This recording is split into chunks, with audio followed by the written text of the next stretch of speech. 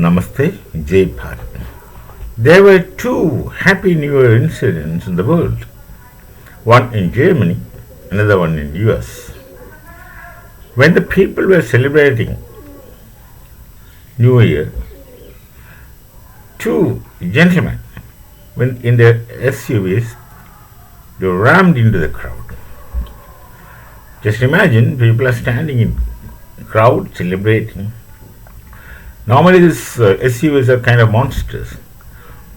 These monstrous vehicles just go on a rampage. Not that you just go and stop, they keep running. And as a result, you find the people with distorted dead bodies.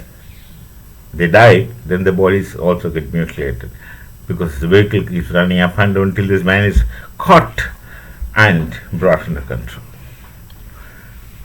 This isn't normal. So there are many such things happening in the world, many strange things are happening in the world which are quite unbelievable. Why do people do that? Why do people do that? On this year, 2025, why do people keep doing it? And these people are not illiterate. Many of them are quite educated. Why? Then there's one simple answer that comes to us is that they are radicalized Islam, radical Islams, right? So let's think of the radical Islam's mindset. You can understand the mindset of radical Islam in detail. You can't, but you can just see that they hallucinate themselves. They live in hallucinations. They don't consider this present life as real life. This is a fundamental problem. They consider that the real life is the life after death. What a bit of contradiction. How senseless. You are not ready to accept what's right in front of you, but you are longing for something which you never know. This is some kind of a mental situation, mental makeup, that they think that the life after death is real life. And they know what do these religious custodians of religion present about such events after death to the common innocent people, that after death you have this and these things, all kind of fantasies of human beings. That fellow's fantasy is put to your mind, and you also get fantasized, and you live in hallucination. Those who teach you themselves are hallucinating, and when it comes to you, you also begin to hallucinate. Then you consider that this is not real life. Then you want to go into the real life, and the way of going into the real life is through after death, of course. And what kind of death? The death should be a very important aspect of your life. That death should be for the cause of some belief in God. So they have another interesting theological addition which must happen, I don't know when, very, very recently. These things are not there in theology, in any religion. That, see, in Semitic traditions there is a concept of a day of judgment. And you wait for the day of judgment when you will be judged by God. And then you will be given rewards or punishment, all those things. That's there. Now the details of rewards are rhetorics, details of rewards are fineries which are added later, subsequently. The immense imagination of the custodians of religion who talk to you things. Well, most people don't read the religious texts. They only go by what has been told to them. And they simply believe because they are hallucinating to live a life after death. No one has experienced it. No one knows it. And still these people speak and the people believe. And so they want to die. And then the interesting theological addition is very, very interesting. There is no day of judgment for a person who sacrifices himself for the cause of God. When a person is sacrificing himself for the cause of God, he directly goes to heaven. They have a concept of heaven.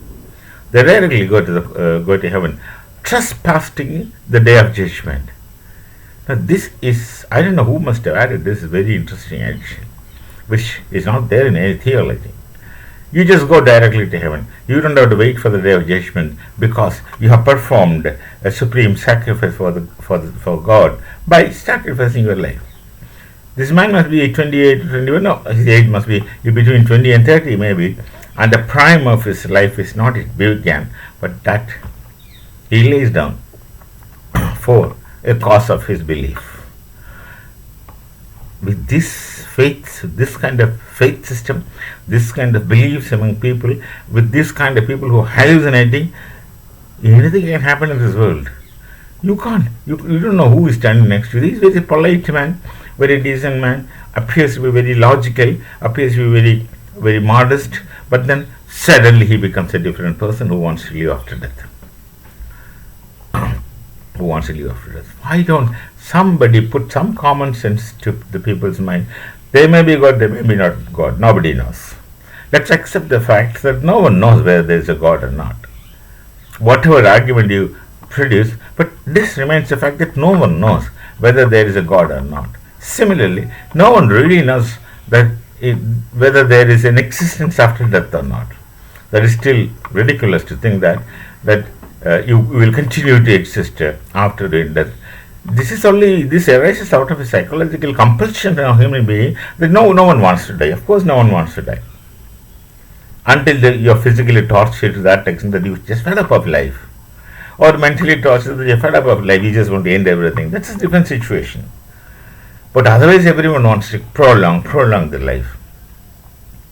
The simple logic, just think, what will happen after death? It must be a matter of common sense that what will happen after death must be that you are going back to a situation or status of what must have been before birth. Can't people see like that?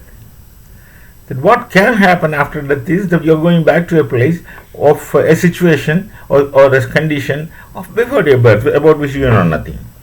So don't you think it is common sense logic that after you die, you are going back to the same position, same situation, whatever you used to be, whatever one used to be, whatever I used to be before birth.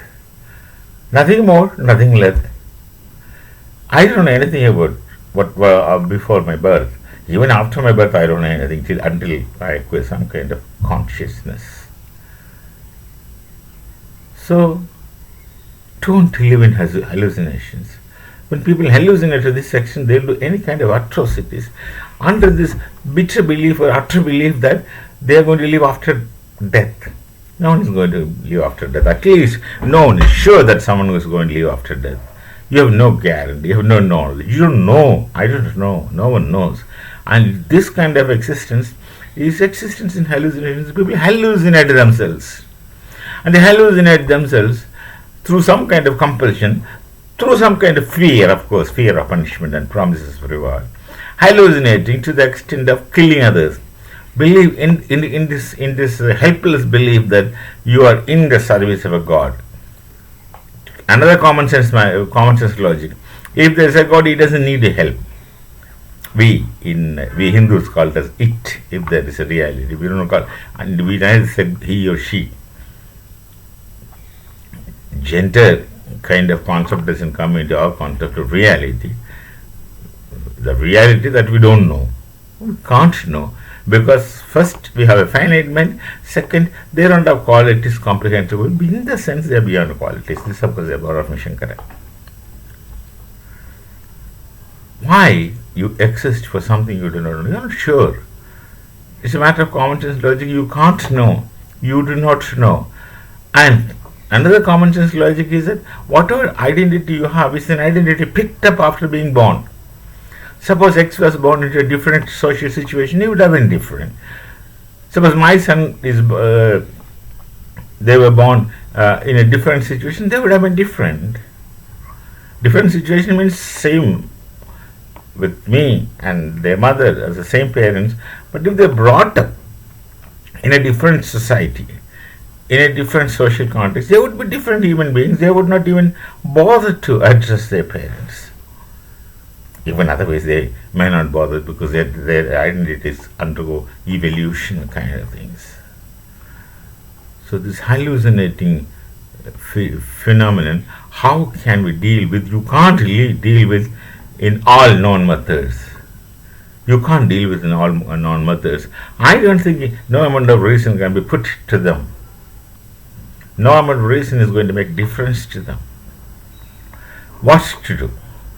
You have to have such happy New Years as it happened in the US and the Germany, and maybe it's going to happen in many, many places. 9/11, I need not remind the people of US, they know it. They have faced it.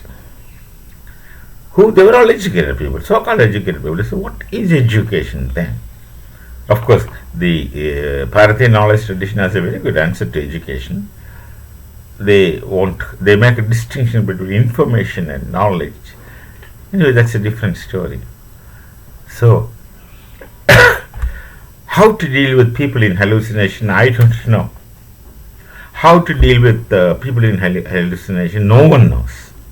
Perhaps the Nobel Prize Committee, who happened to give a Nobel Prize to even Muhammad Yunus in Bangladesh, shall investigate into a possibility of how to get rid of such hallucinations with these kind of human beings. We meet again with some other thought. Till then, Namaste, Jai Bharat and Jai Sri Ram.